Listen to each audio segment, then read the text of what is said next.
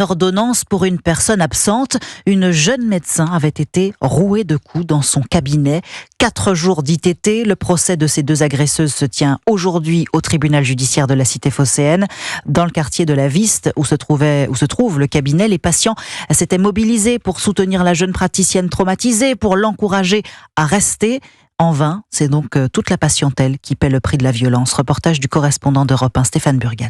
Elle ne sera restée en poste qu'un mois et demi. À la porte du cabinet médical, la plaque de la médecin a été retirée. Son associé Saïd Wichou reste donc seul face à une salle d'attente bondée. Ça fait 2 semaines et elle est partie. L'agression a été violente, elle a du mal à s'en remettre. Et les patients du quartier regrettent amèrement son départ. Oui, c'est choquant. On a besoin de médecins et là on s'en prive pour des actes comme ça qui ne devraient pas exister. D'autant que le docteur Wichou ne trouve toujours pas de remplaçant et qu'il est obligé aujourd'hui de sécuriser son cabinet médical. Ici déjà, il y a les caméras, mais là bientôt, j'ai une société qui va m'installer un système d'alarme et un bouton de sécurité que je vais avoir sur moi en permanence quand je travaille. En cas d'agression, on en est là.